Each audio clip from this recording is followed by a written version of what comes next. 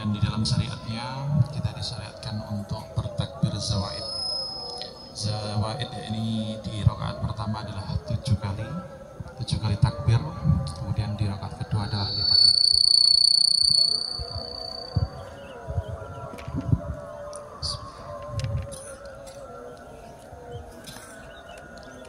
Allahu Akbar.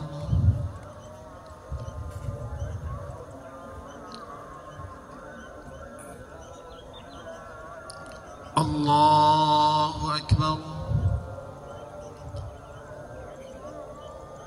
Allahu Akbar.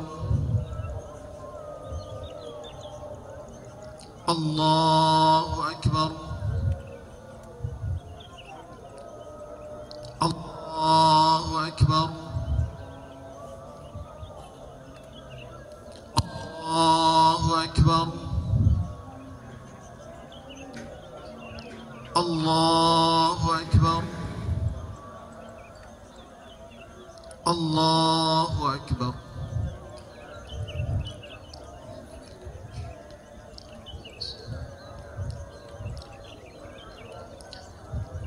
Alhamdulillahi Rabbil Alamin, Ar-Rahmanir Rahim, Maliki Yawmiddin. Iyyaka na'budu wa iyyaka nasta'in. Ihdinas siratal mustaqim, siratal ladzina an'amta 'alaihim ghairil maghdubi 'alaihim waladdallin.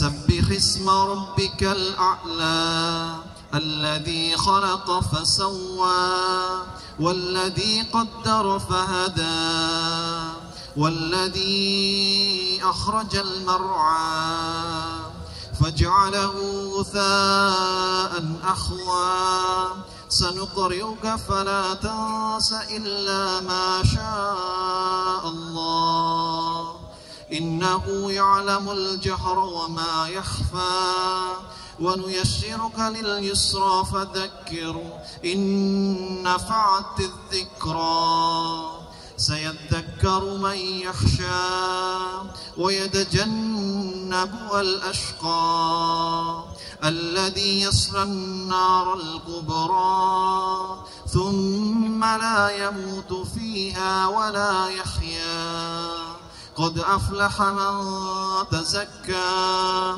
وذكر اسم ربه فصلى بل تؤثرون الحياة الدنيا والآخرة خير وأبقى إن هذا لفي الصحف الأولى صحف إبراهيم وموسى.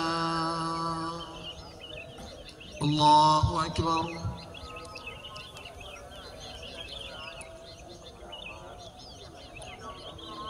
سمع الله لمن حمده. الله أكبر.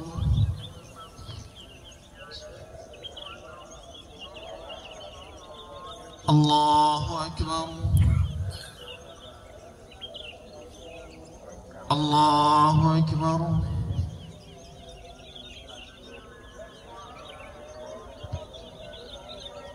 الله أكبر.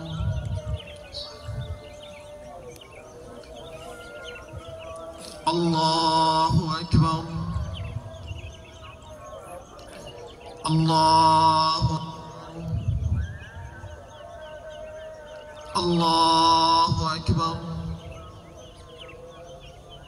الله أكبر. الله أكبر. الحمد لله رب العالمين الرحمن الرحيم مالك يوم الدين إياك نعبد وإياك نستعين اهدنا الصراط المستقيم صراط الذين أنعمت عليهم غير المغضوب عليهم ولا الضالين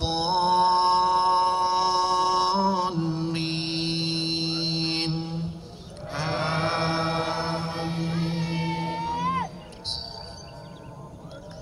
هل أتاك حديث الغاشية وجوه يومئذ خاشعة عاملة ناصبة تصلى نارا حامية تسقى من عين آنية ليس لهم طعام إلا من ضريع لا يسمن ولا يغني من جوع وجوه يومئذ ناعمة لسعيها راضية في جنة عالية لا تسمع فيها لاغية فيها عين جارية فيها سرر مرفوعة وأكواب موضوعة ونمارق مصفوفة وزرابي مبثوثة أفلا ينظرون إلى الإبل كيف خلقت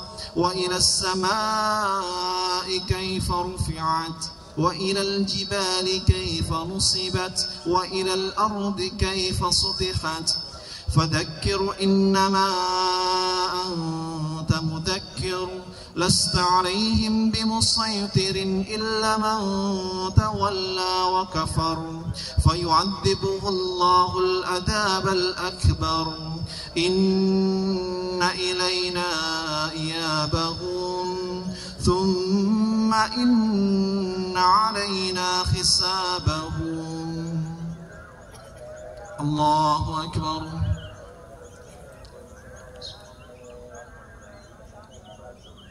سمع الله لمن حمده. الله أكبر.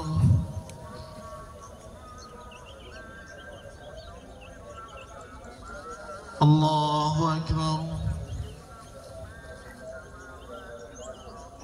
الله أكبر.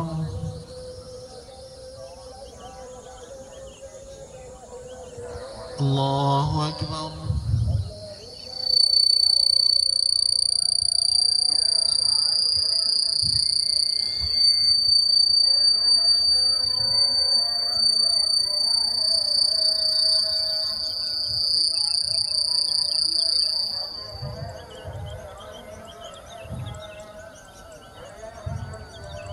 السلام عليكم ورحمة الله وبركاته.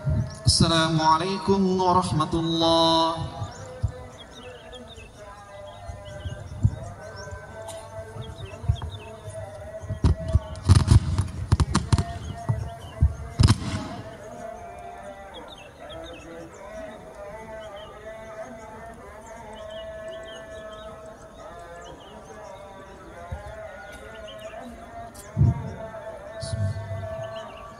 Assalamualaikum warahmatullahi wabarakatuh. Allahu Akbar. Allahu Akbar. Allahu Akbar. Allahu Akbar. Allahu Akbar. Allahu Akbar. Allahu Akbar. Allahu Akbar. Allahu Akbar. Allahu Akbar kabira walhamdulillahi katsira wa subhanallahi bukratan wa asila. La ilaha illallah wallahu akbar. Allahu akbar walillahil hamd. Alhamdulillahi rabbil alamin. Alhamdulillah hamdan katsiran tayyiban mubarakan fihi kama yuhibbu rabbuna wa yarda. Asyhadu an la ilaha illallah wa asyhadu anna Muhammadan abduhu wa rasuluh. Allahumma salli ala nabiyyina Muhammadin wa ala alihi wa ashabihi wa man tabi'ahum bi ihsanin ila yaumiddin.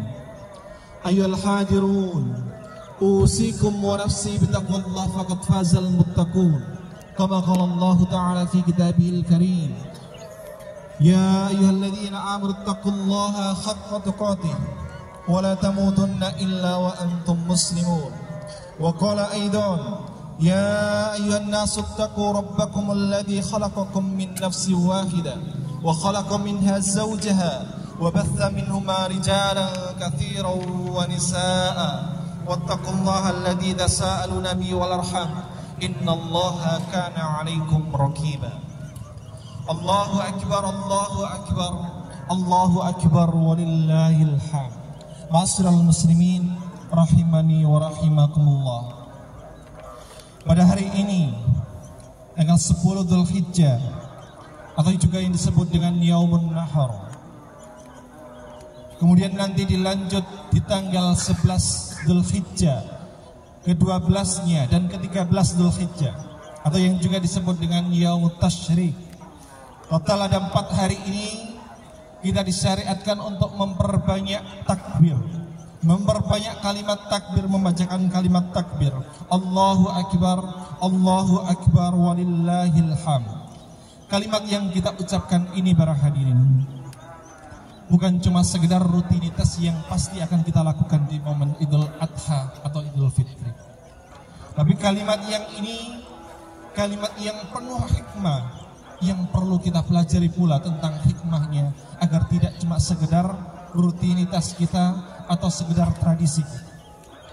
Jikalau hari ini barangkali ada di antara kita yang sedang menghadapi ujian yang besar, sedang menghadapi musibah yang besar, maka melalui kalimat ini kita harus mengingat ada yang lebih besar daripada ujian kita. Ada sandaran, ada tempat bersandar untuk kita. Allah lah tempat bersandar untuk kita. Allahu Akbar walillahil hamd. Jikalau hari ini para hadirin ada di antara kita yang merasa dirinya besar, merasa dirinya besar karena jabatan yang tinggi, karena kekuasaan yang ia miliki, karena popularitas yang dia punya, atau juga karena hartanya, juga karena ilmunya, merasa dirinya besar, maka hari ini kita harus mengingat bahwa tak ada yang lebih besar dibandingkan Allah Subhanahu wa taala. Allahu Akbar walillahil hamd.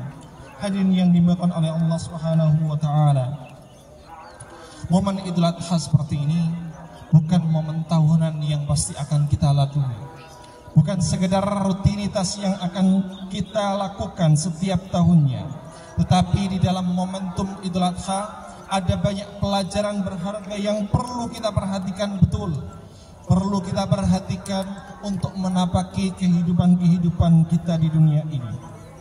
Kita diperintahkan untuk mengambil pelajaran melalui hidup para nabi-nabi kita, terutama Nabi Allah Ibrahim alaihissalam. Ketika momen Idul Adha seperti ini, ada 2 nabi yang Allah berikan gelar sebagai uswatun hasanah. Yang pertama adalah Nabi Muhammad SAW, kemudian Nabi Ibrahim alaihissalam. Hanya 2 nabi ini yang memiliki gelar uswatun hasanah. Uswatun hasanah artinya teladan yang baik untuk kita semuanya. Artinya betul-betul kita harus memperhatikan bagaimanakah peristiwa-peristiwa yang dialami 2 nabi ini. Maka melalui itu kemudian menjadikan, juga disebutkan oleh Allah Subhanahu wa taala telah lulus ujian-ujian yang diberikan kepadanya. Wa idh ibtala Ibrahim rabbuhu bikalimatin fa'atammahun. Nabi Ibrahim lulus ujian Allah dengan sempurna. Fa'atammahun. Maka sempurnalah ujian yang dilalui oleh Nabi Allah Ibrahim alaihissalam.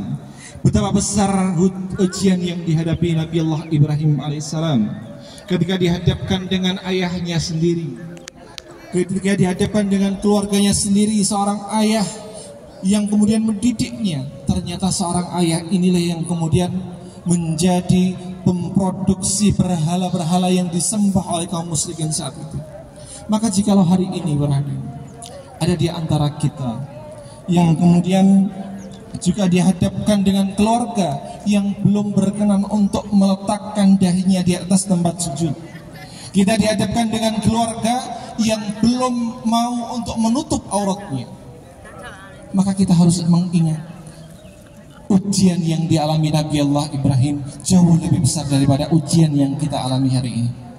Jikalau hari ini berhadirin yang dimuliakan Allah Subhanahu wa taala, kita menghadapi ujian keluarga yang belum salat, yang belum mau mu'athar, maka sungguh tak ada bandingan besar ujian yang kita lalui dibandingkan dengan ujian yang dialami Nabiullah Ibrahim alaihissalam. Tetapi Nabi Ibrahim tetap menyampaikan dengan sabar, mengajak dengan sabar, meskipun kemudian taruhannya adalah dia kemudian diusir. Kalau kita hari ini dihadapkan dengan masyarakat, dengan umat yang kemudian juga tak enggan, mereka enggan untuk menyembah kepada Allah, pun pula sama dengan Nabi Allah Ibrahim, atau justru malah Nabi Ibrahim yang lebih besar ujiannya. Nabi Ibrahim kemudian menghancurkan berhala-berhala kaum yang saat itu menyembah kepada berhala. Ibrahim kemudian menghancurkan berhala-berhala mereka. Nabi Ibrahim hanya menyisakan satu berhala yang berukuran besar, kemudian diberikan kapak di atasnya. Saat kemudian mereka kemudian meminta pertanggungjawaban kepada Nabi Ibrahim, qalu a antum fa'alta hadza bi alihatina ya Ibrahim, wahai Ibrahim, apakah kau yang melakukan penghancuran ini? Maka kemudian Nabi Allah Ibrahim mengatakan, qala bal fa'aluhu kabirhum hadza fas'aluhum in kanu yantiqun. Kenapa kau tanyakan kepada berhala yang satu ini yang masih ada? Jika mereka betul-betul mendengarkan apa yang kau lakukan, apa yang kau ucapkan. Nabi Ibrahim radhiyallahu itu mengajak kepada kita semuanya saat itu. Saat ini pun juga menjadi pelajaran untuk kita. Kita disuruh untuk menggunakan akal kita, menggunakan pikiran kita, menggunakan perasaan kita. Kita pikirkan betul. Mana bisa berhala yang kemudian kita buat, berhala yang mungkin saat ini tempat-tempat yang dianggap keramat bisa memberikan manfaat untuk kita. Padahal dulu ketika dihancurkan Nabi Ibrahim, mereka tidak bisa membela dirinya sendiri. Bagaimana mungkin sesuatu yang tidak bisa membela dirinya sendiri mampu membela orang lain atau menghindarkan kemudaratan dari orang lain? Maka menjadi pelajaran penting buat kita juga. Kalau hari ini masih ada orang yang percaya kepada tempat-tempat keramat, masih percaya kepada yang dinamakan dengan dukun, maka dukun, tempat keramat atau yang lain sebagainya, itu mereka tak mampu memberikan manfaat untuk kita. Kalau kemudian mereka tidak bisa memberikan manfaat kita, lalu kenapa kita memohon kepadanya? Mereka tak mampu melindungi diri mereka sendiri, ternyata kita justru malah meminta bantuan mereka untuk memberikan manfaat kepada kita. Mintalah hanya kepada Allah. Allahun nafi'. Allah lah yang satu-satunya zat yang memberikan manfaat untuk kita. Apakah kemudian selesai Nabi Allah Ibrahim setelah dihadapkan dengan keluarganya, setelah dihadapkan dengan masyarakat, apakah kemudian selesai? Tak juga selesai ujian yang dialami Nabi Allah Ibrahim alaihissalam. Kemudian Nabi Ibrahim juga dihadapkan dengan ujian keadaan di mana beliau lama tidak dikaruniai anak. Usianya cukup jauh ketika baru mendapatkan anak. Nabi Ibrahim ternyata terus-terusan yakin, terus berdoa kepada Allah, Allah akan memberikan, Allah akan mengabulkan doanya. Maka yang menjadi pelajaran juga untuk kita adalah teruslah berhusnuzon kepada Allah, teruslah jangan berputus asa meminta sesuatu kepada Allah. Allah sangat senang sekali ketika hambanya mengingatnya. Allah senang sekali ketika Allah kemudian dijadikan tempatnya berdoa. Teruslah memohon kepada Allah. Maka kemudian Nabi Allah Ibrahim diabadikan kalimatnya, Rabbi habli minas salihin. Ya Allah, karuniakan kepadaku anak-anak yang soleh. Maka itu juga menjadi pelajaran untuk kita. Jangan cuma sekedar ingin mendapatkan anak, tapi anak yang soleh. Karena anak yang soleh inilah yang menjadi manfaat untuk kita semuanya. Apakah juga kemudian selesai ujian yang diberikan kepada Nabi Allah Ibrahim? Ternyata tidak. Setelah anak yang lama dinantikannya, anak yang sangat ditunggu-tunggu kehadirannya, anak yang kemudian sudah mulai besar, ternyata Allah lagi-lagi memberikan ujian kepada Nabi Allah Ibrahim. Allah berikan ujian berupa perintah untuk menyembelih anaknya. Lalu bagaimanakah Nabi Ibrahim menghadapi perintah yang demikian? Maka Nabi Ibrahim hanya satu kata, taat. Taat mungkin secara logika tidak ada masuk, secara logika tak masuk, tak bisa dinalar. Bagaimana anak yang sudah saya lama tunggu, ternyata Allah perintahkan untuk menyembelihnya. Tapi Nabi Ibrahim seorang yang sangat taat dan lulus ujiannya. Nabi Allah Ibrahim tetap menjalankan perintah Allah dalam menyembelih anaknya. Kemudian diabadikan dalam Al-Quran, Inni ara fil manami anni adbakh fandur madza tara. Aku melihat dalam mimpi, wahyu itu aku diperintahkan untuk menyembelihmu wahai nak. Bagaimana tanggapanmu? Maka kemudian anak yang saleh, anak yang tahu akan syariat ini mengatakan, qala ya abati fa'al ma tu'mar satajiduni insyaallah minas sabirin. Ya abati, wahai ayahku, lakukan apa yang diperintahkan oleh Allah kepadamu.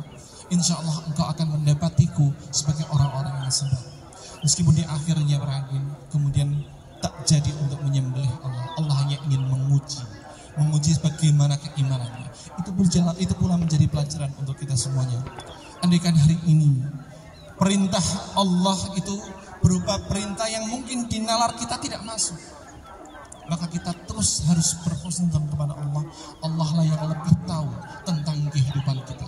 Maka tak perlu kita kemudian menelitinya secara dalam untuk meragukan keputusan Allah atau perintah Allah. Cukup taati. Adapun kalaupun penelitian itu dilakukan hanya untuk meneguhkan hati kita, bukan untuk kemudian menawar. Hadirin yang dimuliakan Allah Subhanahu wa taala, pada momen Idul Adha yang seperti ini ada banyak pelajaran yang perlu kita ambil. Yang pertama tentu adalah ternyata hidup itu penuh dengan ujian. Seperti halnya Nabi Ibrahim yang terus-terusan diuji. Nabi Ibrahim, Nabi Muhammad, semua Nabi pasti akan lulus dari ujiannya. Penuh dengan ujiannya. Jangan kemudian kita berpikir hari ini, kalau kata hari ini sudah melakukan sholat, kalau hari ini kita sudah melakukan zakat, kita sudah bertaubat, kita sudah berhijrah untuk kehidupan yang lebih baik, kita tinggalkan keburukan-keburukan yang lalu kemudian menjamin hidup kita senang, menjamin hidup kita tenang, menjamin hidup kita tidak ada ujian. Berapa banyak para hadirin orang-orang yang sudah melakukan hijrah, orang-orang yang sudah mengaji, yang sudah berhenti minum khamr misalkan, kemudian mereka dihadapkan dengan ujian yang datang, kemudian mereka komplain, ya Allah, aku ini sudah berubah, aku sudah berubah untuk menjadi lebih baik, aku sudah berhijrah, tapi kenapa Tuhan tidak adil kepadaku? Kenapa saya tetap mendapatkan ujian? Tetapi hadirin yang diberkahi Allah Subhanahu wa taala, jika mendapat yang demikian, kita harus mengingat kepada Allah bahwa Nabi Ibrahim adalah orang yang paling baik. Nabi Ibrahim adalah orang yang juga sangat dekat dengan Allah. Nabi Ibrahim adalah orang yang dipilih oleh Allah di antara nabi-nabi lainnya akan mendapatkan gelar ulul azmi. Tapi ternyata ujian hidup tetap beliau lalui. Kita lihat pula Nabi Allah Muhammad SAW, orang yang begitu dekat, orang yang terbaik di muka bumi ini, hari ini sampai nanti di yaumil kiamat, itu adalah orang yang terbaik.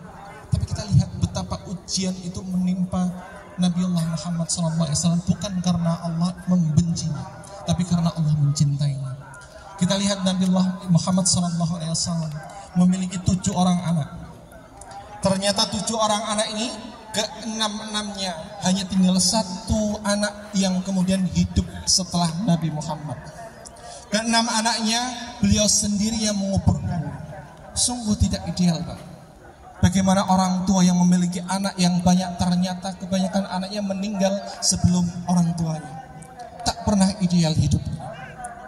Maka kemudian jangan terlalu banyak berharap di dunia kita hidup dengan tenang atau dengan ideal.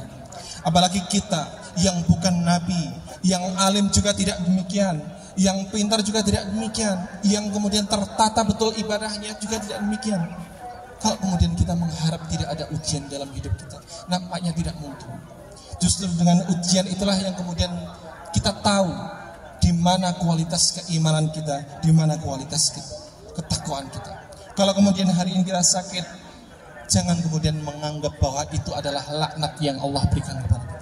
Jangan juga melihat orang lain yang sedang ditimpa sakit, jangan kemudian mengatakan pasti dia sakit karena dilaknat oleh Allah atau diadab oleh Allah. Bisa jadi orang yang sedang sakit itu diberikan oleh ujian karena Allah mencintainya. Maka tahan betul lisan kita, jangan sampai menghakimi orang lain.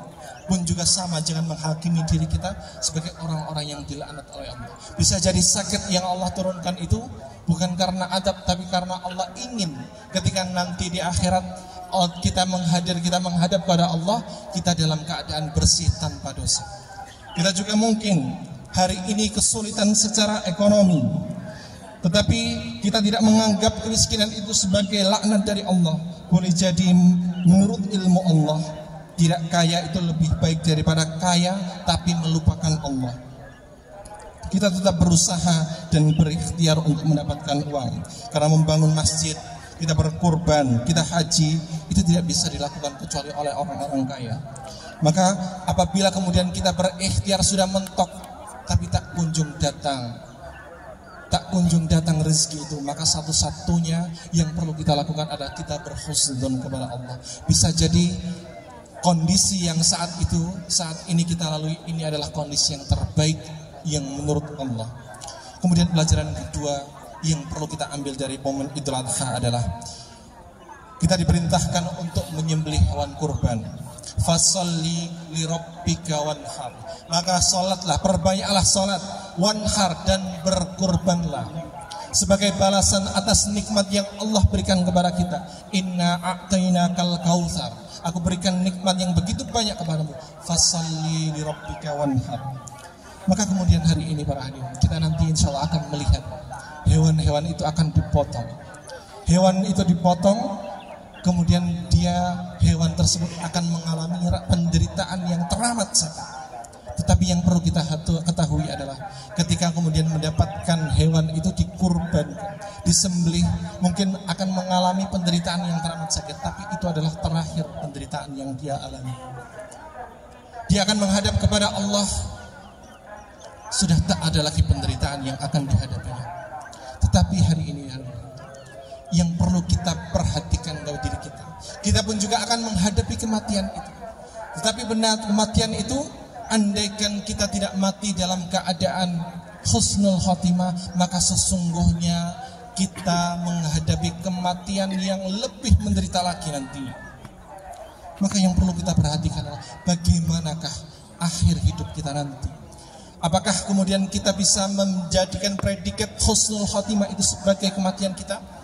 Ataukah kita tidak bisa mengucapkan kalimat la ilaha illallah?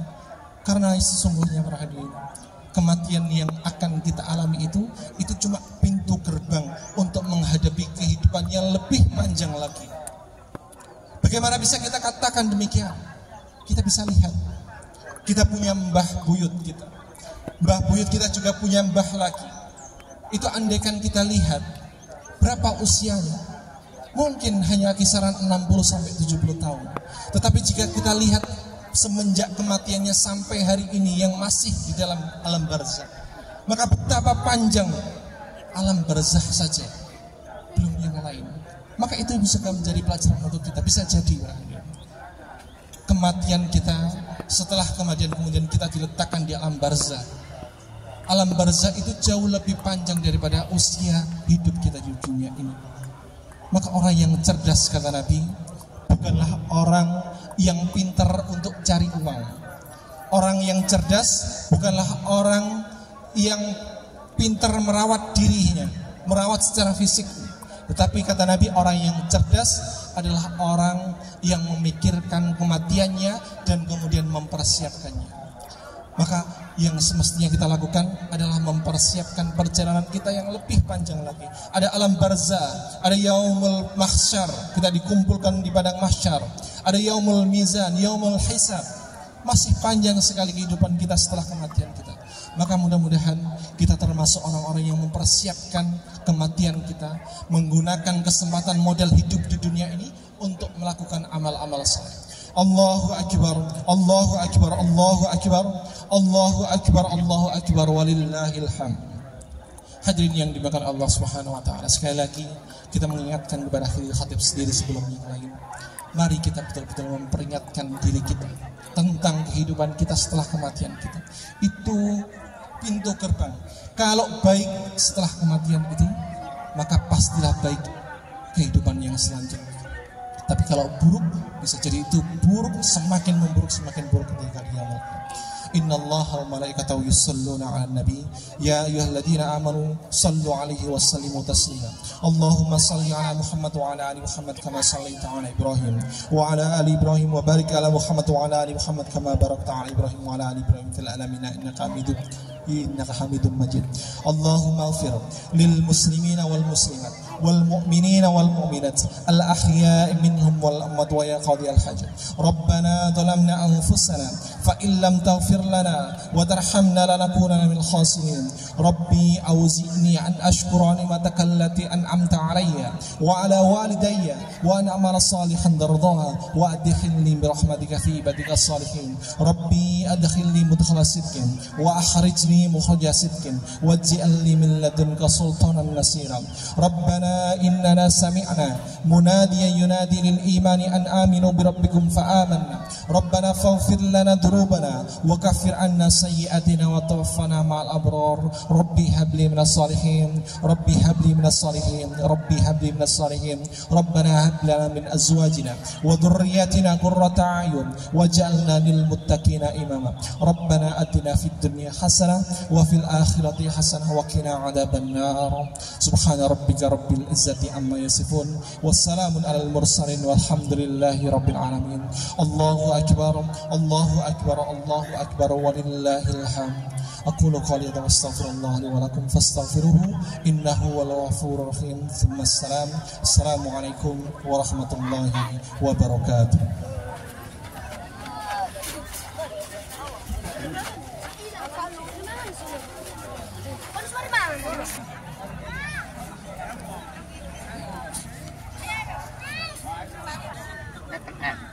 Nggih. Enggak ada.